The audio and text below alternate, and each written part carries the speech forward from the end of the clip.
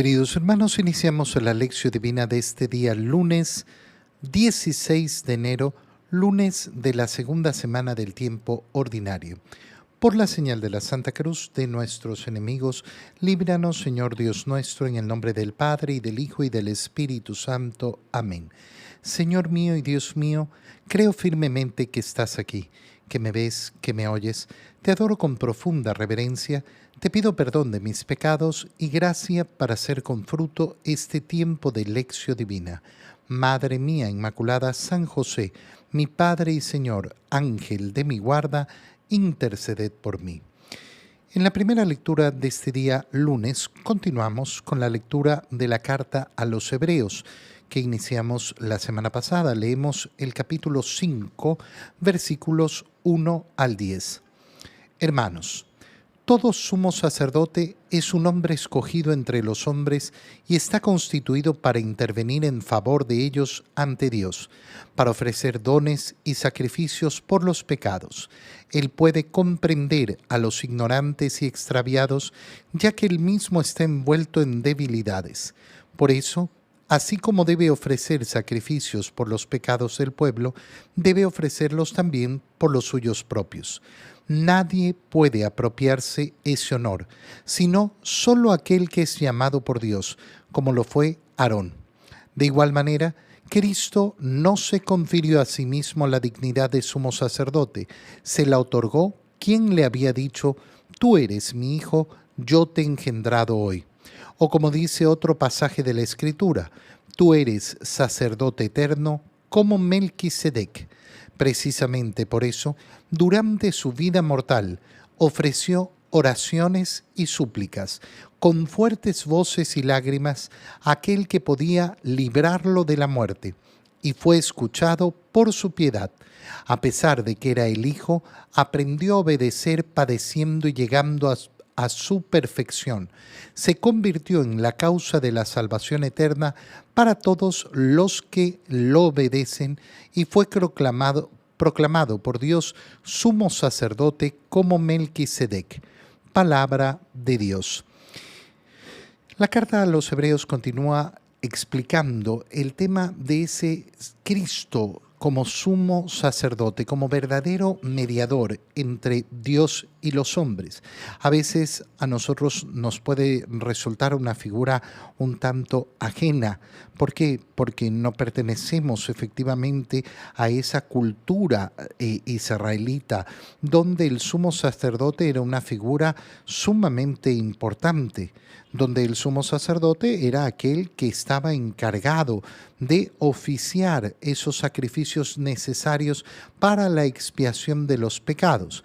Pero lo que está explicando la carta a los Hebreos es cómo esa elección de los sumos sacerdotes ha quedado ya en la antigüedad, ha quedado sobrepasada. Y ha quedado sobrepasada, ¿por qué? Porque hay un sumo sacerdote que es el definitivo, que ya no va a tener otro igual.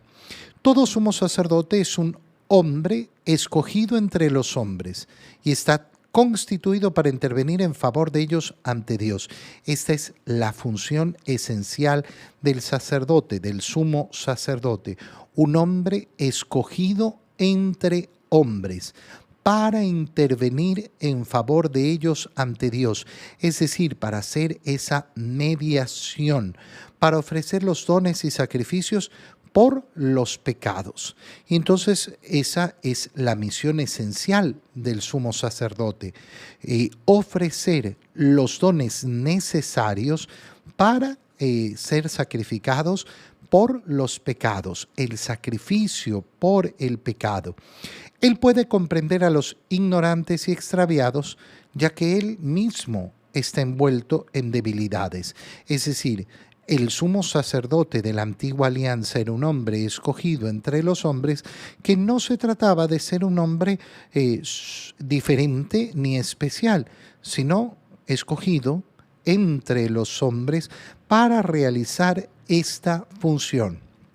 Y esa función la realiza con comprensión hacia los ignorantes y extraviados. ¿Por qué? porque Él mismo está envuelto en debilidades. Y así como ofrece sacrificios por los pecados del pueblo, debe ofrecerlos también por los suyos propios. Esta era la condición del sumo sacerdote en la antigua alianza. En segundo lugar, dice la carta a los Hebreos, nadie puede apropiarse de este honor. Es llamado por Dios, como lo fue Aarón. Y ahora entra a evaluar ese sumo sacerdocio que realiza Cristo. ¿Y cómo lo hace? De igual manera, Cristo no se confiere a sí mismo la dignidad de sumo sacerdote, se la ha otorgado Dios. ¿En cuanto a qué? A su humanidad. Tenemos que comprender que lo que está diciendo la carta a los Hebreos es esto. El Verbo de Dios se ha hecho hombre y en su condición de hombre va a realizar esa función de sumo sacerdote. Pero como es Dios a la vez, no habrá otro sumo sacerdote superior a él. Todo se realizará a través de él. Por eso cita la carta a los Hebreos, tú eres mi hijo, yo te he engendrado hoy. Tú eres sacerdote eterno como Melquisedec. Entonces no es un sumo sacerdote temporal, no es de aquellos sumos sacerdotes que iban cambiando de función en la antigua alianza y se iban pasando de unos a otros esa función. Por eso, durante su vida mortal, ¿qué ha hecho Cristo? Ofrecer oraciones y súplicas, con fuertes voces y lágrimas. Oraciones y súplicas, esto es lo que ha ofrecido. ¿Cuál es la función del sumo sacerdote? Ofrecer el sacrificio. Ha ofrecido las oraciones y las súplicas con sufrimiento, con fuertes voces y lágrimas, aquel que podía liberarlo de la muerte. ¿De qué pasaje estamos hablando? Estamos hablando de toda la vida de Cristo, pero lógicamente condensado en esa oración en el huerto del Señor, donde el Señor ha pedido ser liberado de este cáliz que estaba por beber, del sufrimiento que veía por delante en la cruz, y fue escuchado por su piedad. Es decir, que las oraciones de Cristo en favor nuestro han sido escuchadas. ¿Y cómo sabemos que han sido escuchadas? Porque ha sido liberado de la muerte. La resurrección de Cristo se vuelve de este modo la confirmación de que esas oraciones realizadas por Cristo, esas súplicas realizadas por Cristo, han sido escuchadas.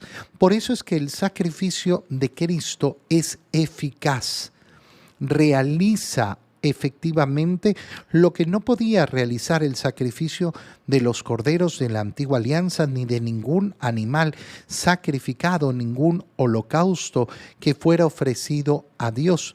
Ningún animal revivía después. La comprobación del éxito, de la eficacia de la oración de Cristo está en su resurrección. A pesar de que era el Hijo, aprendió a obedecer padeciendo. A pesar de que era el Hijo, pero ¿cómo el Hijo, Dios, la segunda persona de la Santísima Trinidad, puede aprender a obedecer? Porque tiene una naturaleza humana. Esto es lo que decimos cuando decimos que es perfecto Dios y perfecto hombre. Perfecto en cuanto a qué? A que su naturaleza humana es verdadera, igual a la nuestra. No es medio hombre, no es mitad de hombre, no es una mezcla, no es un licuado, no es un batido, no. Es Dios y hombre verdadero, las dos cosas juntas. Y como hombre, teniendo nuestra misma naturaleza, ha demostrado que se puede obedecer a Dios. Que esto es lo más importante para nosotros. Cuando nos enfrentamos a la dificultad de obedecer a Dios, de cumplir los mandamientos. ¿Qué es lo que tenemos que hacer? Contemplar a Cristo y decir, pero mira, es posible, es por supuesto posible cumplir los mandamientos del Señor. Él aprendió a obedecer padeciendo y así llegando a su perfección. Nuestra perfección, ¿cómo la alcanzamos? Esa perfección a la cual nos invita el Señor. Sean perfectos como su Padre Celestial es perfecto, a través de la obediencia. A través de la obediencia. Y se convirtió entonces en causa de salvación eterna para todos los que lo obedecen. Se convierte efectivamente en el último y único sumo sacerdote, el único que es eficaz, el único que efectivamente da salvación eterna. No un ratito, no un poquito, no para algunos, para todos los que lo obedecen. Para todos los que lo obedecen, el modo de participar de ese sacerdocio de Cristo, ¿cuál va a ser? Obedeciendo a Cristo. En el Evangelio, continuamos la lectura del Evangelio de San Marcos y leemos el capítulo 2, versículos 18 al 22. En una ocasión en que los discípulos de Juan el Bautista y los fariseos ayunaban, algunos de ellos se acercaron a Jesús y le preguntaron, ¿por qué los discípulos de Juan y los discípulos de los fariseos ayunan y los tuyos no? Jesús les contestó, ¿cómo van a ayunar los invitados a una boda mientras el esposo está con ellos? Mientras está con ellos el esposo no pueden ayunar, pero llegará el día en que el esposo les será quitado y entonces sí ayunarán. Nadie le pone un parche de tela nueva a un vestido viejo, porque el remiendo encoge y rompe la tela vieja y se hace peor la rotura. Nadie echa vino nuevo en odres viejos, porque el vino rompe los odres, se perdería el vino y se echarían a perder los odres. A vino nuevo, odres nuevos. Palabra del Señor.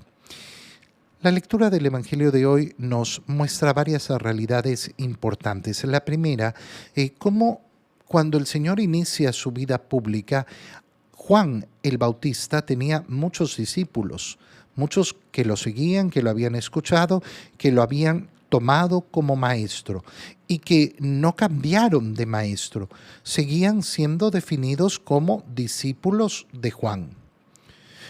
Algunos de ellos se van a convertir en discípulos de Jesús, otros posiblemente no. Los dos primeros discípulos de Jesús son venidos a ese discipulado de Juan el Bautista, Andrés, el hermano de Simón Pedro, y Juan el Evangelista, que escribe además el Apocalipsis, el discípulo amado del Señor. Muy bien, entonces tenemos esta realidad. Los discípulos de Juan que se presentan como una organización en ese momento dentro de Israel. Y dice, los discípulos de Juan y los fariseos ayunaban, realizan el ayuno y se acercan a Jesús a preguntarle por qué los discípulos de Juan y los discípulos de los fariseos ayunan y los tuyos no. Fíjate qué interesante porque le están presentando al Señor por qué si Juan el Bautista ha realizado una acción de ayunar, él que ha recibido el testimonio de Juan el Bautista, que ha hablado también de Juan el Bautista, ¿por qué no están unidos en esto? ¿Acaso Jesús ve el ayuno como algo malo, como algo negativo, como algo que no se debe hacer? No, todo el contrario. Lo va a ver como algo muy, muy importante dentro de la vida espiritual y dentro de ese camino de perfección que debe caminar el cristiano. Lo que el Señor está en contra es de que habrá un momento determinado para el ayuno. Y aquí aparece una imagen preciosa. ¿Cómo van a ayunar los invitados a una boda? Mientras el esposo está con ellos. Fíjate bien por qué, porque aparece esta imagen que utiliza el mismo Señor para definirse a sí mismo. ¿Quién es Jesús, el esposo? Unamos esa imagen a la del sumo sacerdote que hemos escuchado en la primera lectura de la carta a los Hebreos. ¿Por qué? Porque ese sumo sacerdote que ofrece los sacrificios para la expiación de los pecados es el mismo esposo. Estamos hablando de la misma acción. ¿Cómo va a realizar Cristo su misión de sumo sacerdote, siendo a la vez sacerdote, víctima y altar, siendo todo él mismo, ofreciendo su vida en la cruz? ¿Cómo se convierte en esposo o en qué consiste ese ser esposo de Cristo? Bueno, consiste justamente en entregar su vida a la esposa, casarse con la esposa, darle su vida. ¿Y cuál es la esposa? La iglesia, es decir, el grupo de los discípulos. Por eso los amigos del novio están ahí en la celebración de la boda y no pueden ayunar en ese momento. Ya llegará el momento en que ayunen. Es precioso esto porque el día de ayer domingo hemos escuchado el testimonio de Juan el Bautista diciendo: este es el Cordero de Dios, aquel que se sacrifica. Leemos hoy día en la carta a los Hebreos cómo Jesús es el sumo sacerdote y leemos en el Evangelio cómo es el esposo. Estas tres figuras están hablando de la misma realidad, de exactamente la misma realidad, de cómo Cristo es esa víctima, el Cordero, que se entrega. Pero no solo se entrega, sino que se ofrece, por eso es sumo sacerdote, ofrece el sacrificio que es él mismo. Pero a esa figura se le suma la del esposo. ¿Por qué? Porque no lo hace simplemente porque tiene una función, no lo hace simplemente porque es el Cordero, es el esposo, es decir, el que ha decidido entregarse, el que ha decidido amar. Todo es envuelto en ese amor del esposo por su esposa, que es la iglesia. Cuando comenzamos a contemplar estas tres imágenes, es precioso, es verdaderamente hermoso. ¿Por qué? Porque nos muestra efectivamente la obra salvadora, la obra de salvación de Cristo, y nos muestra a nosotros cómo participar en ella. Lo que el Señor está diciendo entonces es: miren, aquí nos enfrentamos a una realidad completamente nueva, que no la van a entender, y no la van a entender porque van a tener por separado esto, el sumo sacerdote, la víctima, el Cordero, y no van a entenderlo porque no va a tener la clave del amor. ¿Cómo vamos a realizar nuestras obras de piedad, el ayuno, revestidos en el mismo amor que ha tenido el esposo, que es Cristo, por su esposa, que es la iglesia? Si no va a estar revestido de ese amor, entonces no va a servir de nada. Ahora podemos comprender lo que dice el Señor. No se le pone un parche de tela nueva a un vestido viejo. No sirve. No sirve. Por tanto, no traten de poner las medidas de la antigua alianza en la nueva alianza. Para entender la nueva alianza van a tener que tomar las figuras de la antigua alianza, pero van a tener que actualizarlas. Van a tener que efectivamente ponerlas en el contexto en que Dios se las está manifestando ahora. Por eso un remiendo de tela nueva no va a servir a ese vestido viejo, habrá que cambiar completamente el vestido. Por eso no se va a echar el vino nuevo en odres viejos, no. Vamos a echar el vino nuevo, que es la revelación del Señor, la nueva alianza, esta entrega del esposo en un odre nuevo. Y entonces tendremos los verdaderos actos de piedad. Y entonces tendrán que ayunar. Y entonces tendrán que hacer esas obras de piedad, pero en esta lógica, en la lógica de la nueva alianza. Te doy gracias, Dios mío, por los buenos propósitos, afectos e inspiraciones que me has comunicado en este tiempo de lección divina. Te pido ayuda para ponerlos por obra. Madre mía Inmaculada, San José, mi Padre y Señor, Ángel de mi guarda, interceded por mí.